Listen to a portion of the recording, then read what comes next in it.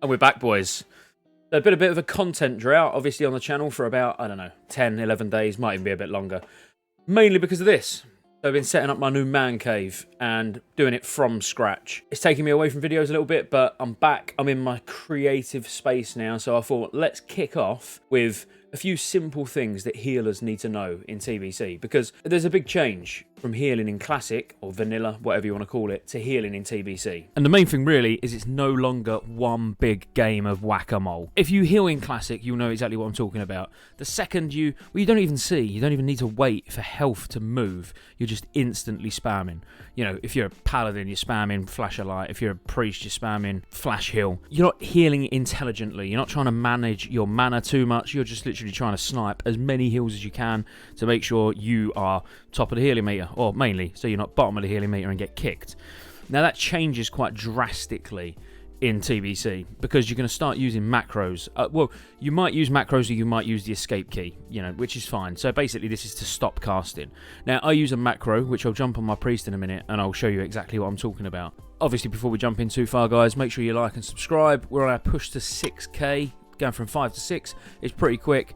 I know the hype for TBC is real, so you don't want to miss any TBC content dropping on the channel, and obviously come check me out over on Twitch. But you just need to heal a little bit more smart, because you've not got infinite mana. The bosses probably will die quite quick, you know, let's be real, it's going to be a classic TBC.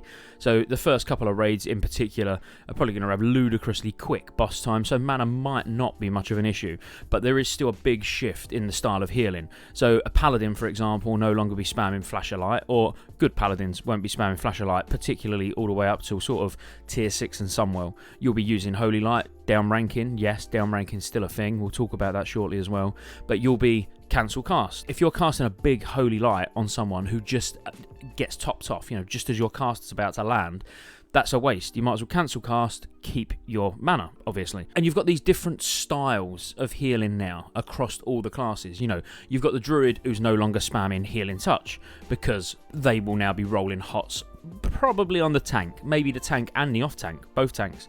So, you know, they'll be keeping 3 stacks of Life Bloom up, a Rejuve, maybe even a Regrowth as well, as much as their mana allows.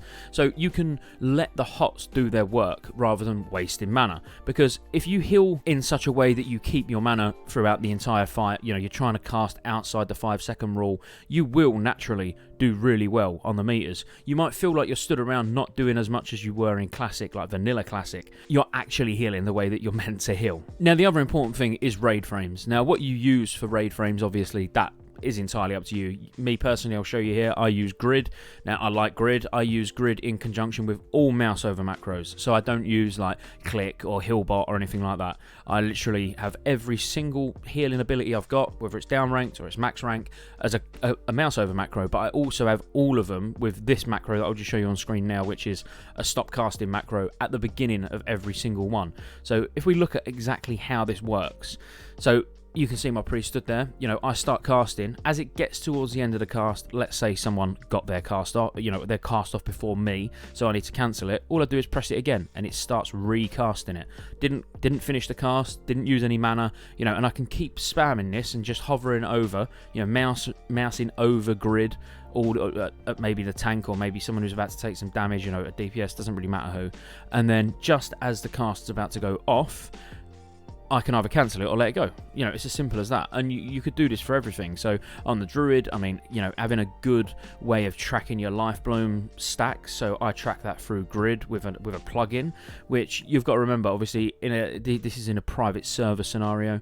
You know, in Classic TBC, we'll have probably a wider, well, not probably, we will have a wider array of add-ons, where at the moment, you know, you're fairly limited when you're trying to find 2.4.3 client add-ons, or, you know, even if you're playing on a RAF private server and you're having to find 3.3.5, you know, it can be more difficult to find working add-ons. For example, I can't find a working add-on for Here Kitty on Whitemane, so big shout out to all my Druids. If any of you play on Whitemane or play on Frostmourne or any, you know, any Warmane, any of them servers, and you've got a working Here Kitty, please get in touch with me in Discord.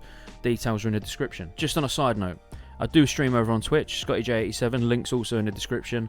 I mean, looking at ways to, you know, increase the viewer numbers. It's good, you know, we're getting some real traction. We've always got a good amount of people chatting on stream and that, but as I say, do come over to Twitch. I do the occasional stream on YouTube as well, but Twitch is where I'm streaming every night and during the day as well. Might not be WoW during the day. I like to test out different games during the day over on Twitch, and then overnight is obviously exclusively World of Warcraft. But anyway, so ultimately what I'm trying to say here is the healing style is different and you need to adapt. And because I would argue a lot of the fights are actually a bit more complex in TBC compared to Classic, I appreciate some of the Nax bosses have got decent mechanics, you know, decent movement, things like that, but in TBC, that's all the bosses. You know, there's not really many tank and spank fights where you can just stand still, plant your feet, and focus fully on the healing meters. So having that good UI setup where, you know, everything's visible. You know, you can see your mana nice and clearly. You know when you're inside or outside of the 5-second rule.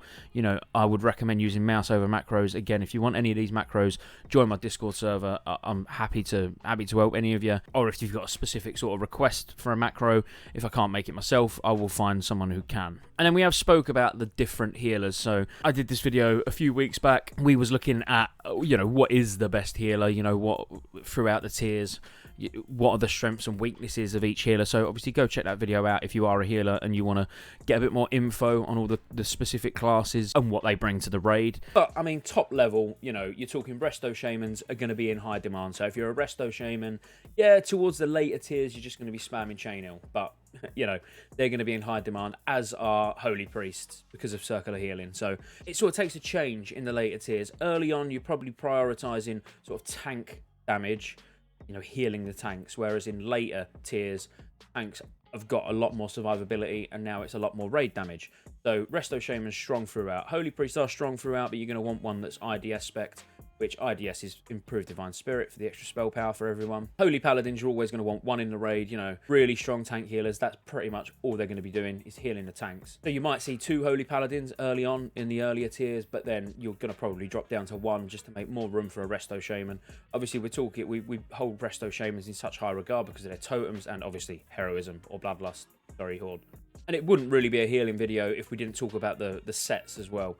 And when I say sets, I mean the crafted sets, you know. So for example, for Resto Druids and Holy Priests, the Primal Mooncloth set is absolutely insane. Arguably, you can make it for a Holy Paladin as well. I wouldn't personally, because it lacks crit. I like crit as a Holy Paladin, obviously.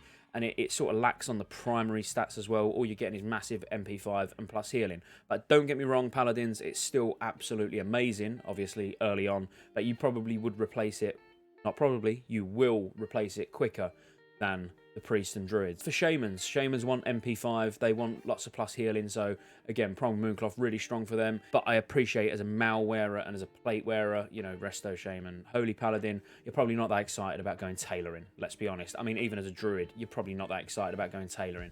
But a good thing is, as a Druid, obviously going tailoring, I've said that about 5 times in 30 seconds, you can then obviously make your off-spec gear if you wanted to, you know, if you wanted to go drop Primal Mooncloth and go, I don't know, Spellfire or, you know, whatever. But you've got that flexibility then. Whereas as a Shaman and a Paladin, it's pretty useless outside of that healing set. Now, I did touch on it for Priests.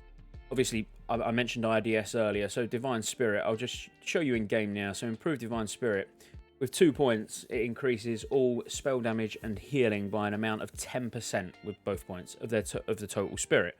But it's their total spirit, not yours, obviously. So it's not like exposed weakness, for example, for a hunter, you know, a survival hunter, where the more powerful they get, so the more agility they get, the more attack power the party or the raid gets. It doesn't work that way, so it is reliant on the other person's spirit that's receiving the buff.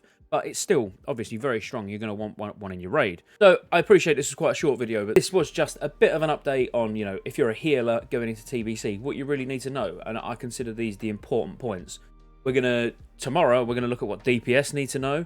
So this is going to be changes to responsibilities, what class does what in raids, you know, just your expectations as a DPS as a specific class, and what you should expect on each of them. If we was to do that in this video, Resto Druids, you're going to want 1 per raid. You know, your expectation should be that you're going to be keeping hots on the tank and then hotting up the raid, and hopefully your healers are not just trying to snipe heals and they, you know, let your hots tick and do their full duration. Resto Shamans, yeah, you're going to be spamming a lot of chain heal, but it's really overpowered, and, you know, you're not going to have problems for raid spots. Priests, you're going to want Circular Healing Priests 100% and an IDS Priest as well. Then Holy Paladins, you're probably going to have 1 or 2 maximum in a raid, and obviously you're going to be tank healing. But all healers in their own right, absolutely amazing. But as I say, I can't stress enough, guys, start using those stop casting macros, get used to it, you know, tracking the 5-second rule, making sure that you're not just blowing your mana bar and, you know, the bus is on 30-40% and you're completely can't use a dark rune, can't use a mana pot. Just play smart. But I'll catch you tomorrow when we look at what DPS should be expecting.